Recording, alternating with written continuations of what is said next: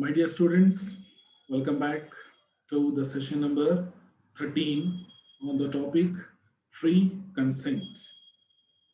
Free consent. So we are in progress with the essentials of valid contract.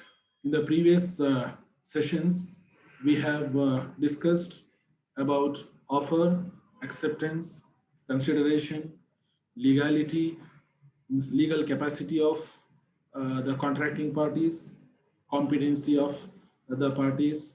Now let us discuss about the free consent of the parties to a contract. We have been discussing the essentials. Without the fulfillment of various essential conditions of valid contract, then a contract cannot be valid itself. To make a contract valid, all the essential requirements must be fulfilled. All the required conditions. Essentials are nothing but the conditions, they have to be fulfilled. So now let us move on to discuss about the free consent.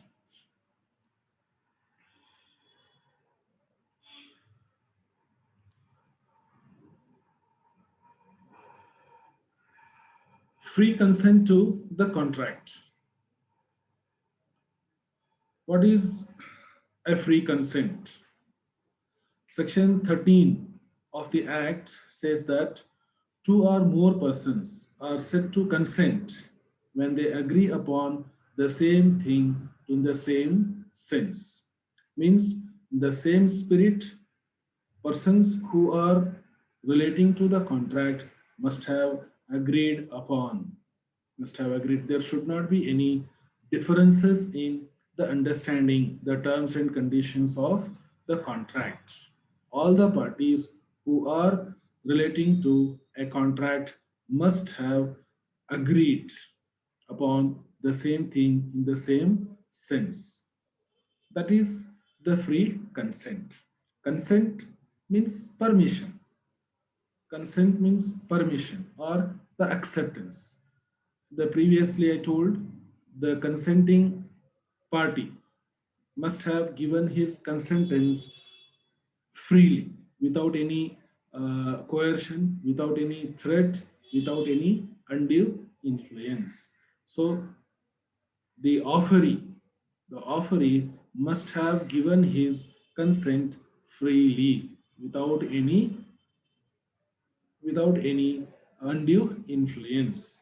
So such a consent is called as free consent. So we can say free consent refers to the acceptance or the permission given by the offeree to the contract without any undue influence, without any threat.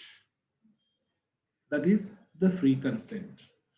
Then, when the consent is obtained, in other way we can say, when the consent is obtained without coercion, without undue influence, without any fraud, without any misrepresentation or mistake, is a free consent. So, when the consent, the uh, giving away of consent or the permission does not involve these five elements, then such a consent is called as free consent. Then circumstances. Circumstances when consent is not free.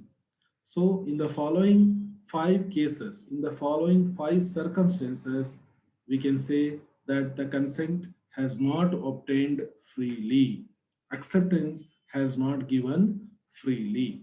So uh, in these five cases, since the consent is not freely provided, then the contract relating to such situations becomes void, becomes invalid in the eyes of law.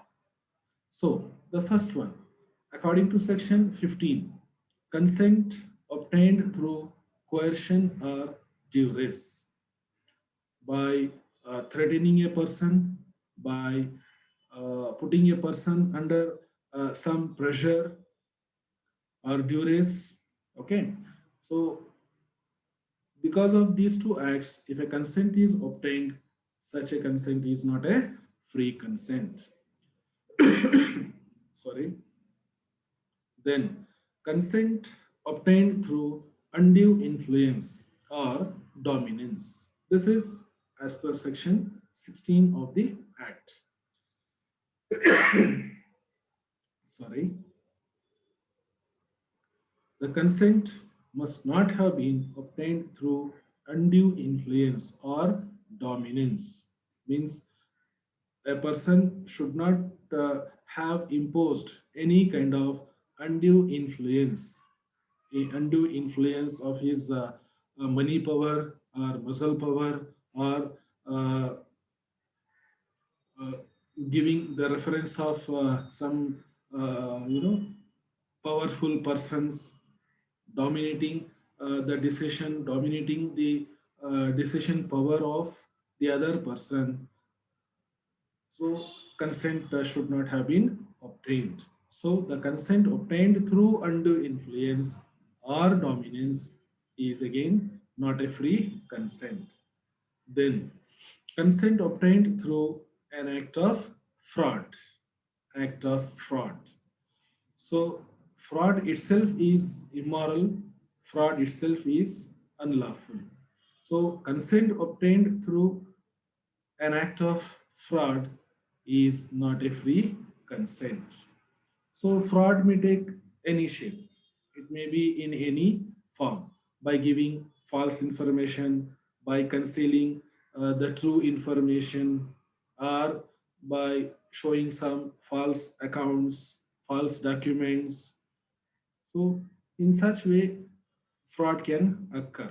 So anyhow, the consent obtained through an act of fraud is not a free consent. Then section 18 states that the consent obtained through misrepresentation or misstatement of fact material to a contract. Whatever the information is required, complete information, true information must be provided. If any information relating to a contract is wrongly presented, then based on that, if any consent is given, it, it becomes not a free consent. Then the consent is not a free consent. So the material information, the facts and figures information must be complete relating to the contract.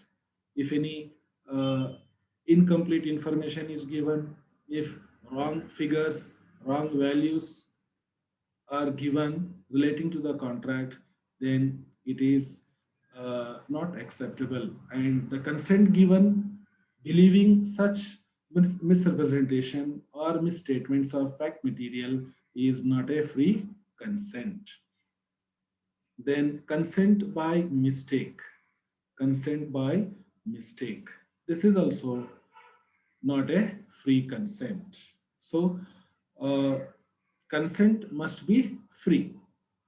The consenting party, the party who is supposed to give his acceptance to the offer or the proposal, must be freely provided. And in these five cases, the consent is not free.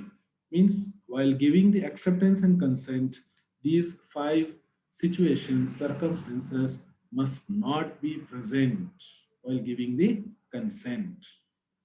So this is about free consent and the circumstances when consent is not free. Thank you very much for viewing this session number 13.